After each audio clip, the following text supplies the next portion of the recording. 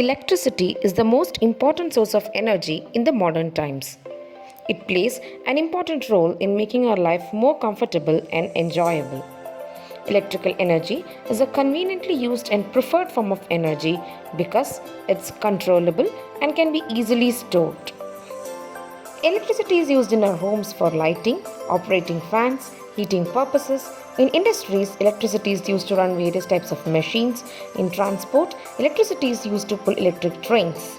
Due to these reasons, electricity is perhaps the first choice as a form of energy for a variety of uses in our homes, offices, schools, hospitals, shopping malls, and other commercial establishments and industries. Naturally, few questions immediately arise in our mind. What constitutes electricity? What is an electric circuit? How does electricity flow in the electric circuit? Welcome to the chapter Electricity, and in this video, let us discuss about electric charges and electric current. Basically, electricity is of two types, static and dynamic. Static electricity is a phenomenon in which charged particles are transferred from one body to another by rubbing these bodies. In this chapter, we are going to learn more about dynamic electricity. From the term dynamic, we can understand that we are referring to moving electricity. So, dynamic electricity is a steady flow of electric charge between places and things. So then you would be wondering what an electric charge is. Let's understand about electric charges and then move into electricity. We have learned that an atom has three subatomic particles: protons, electrons, and neutrons.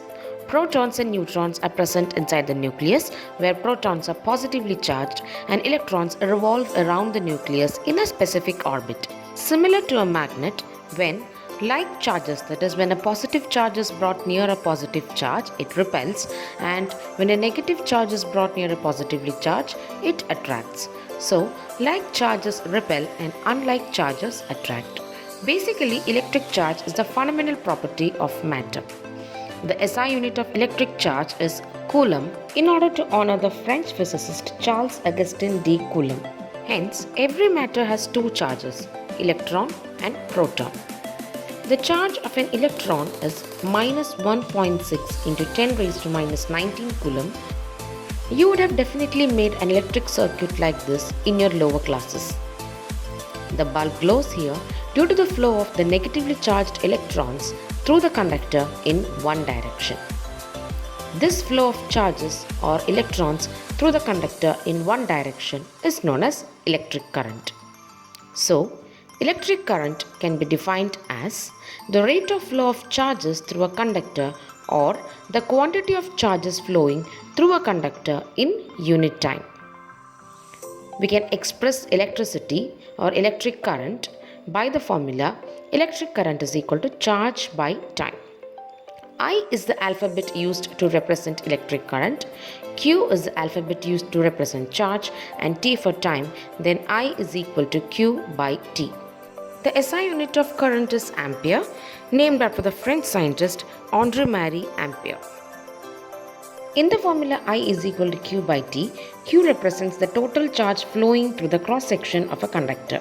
So Q is equal to NE, hence the formula can be rewritten as I is equal to NE by T.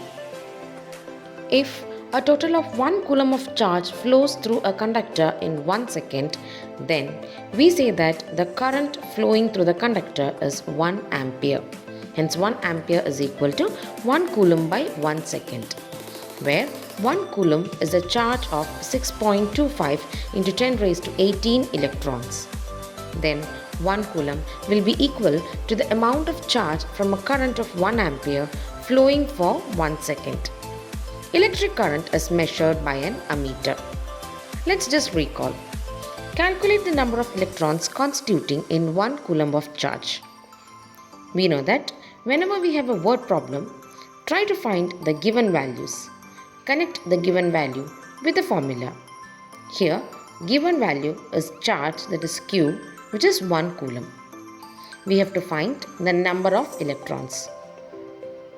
The charge of an electron E is 1.6 into 10 raised to minus 19 coulomb. We know that Q is equal to NE. Hence, to find the number of electrons n, rearrange the formula Q is equal to Ne as N is equal to Q by E.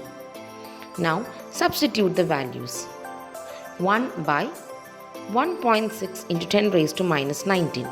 We know that if the charge of an electron is minus 1.6 into 10 raised to minus 19, then the charge of the proton will be the positive value. Hence, we are taking here the charge of a proton. After the calculations, we get the answer as N is equal to 6.25 into 10 raised to 18.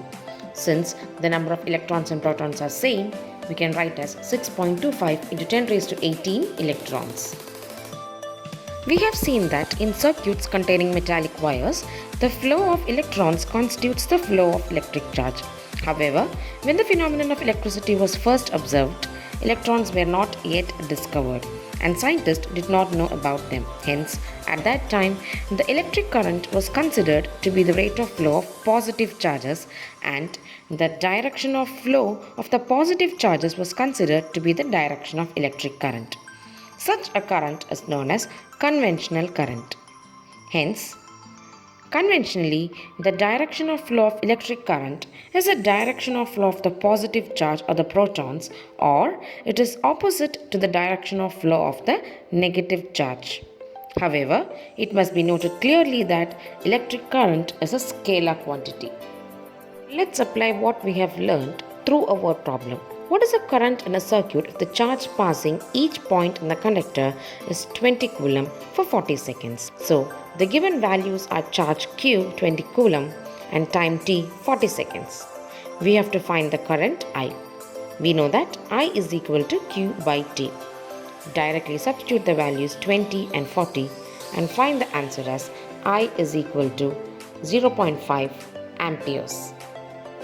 If a current of 4 ampere flows through a circuit of 10 seconds, then how much charge flows past a point in the circuit?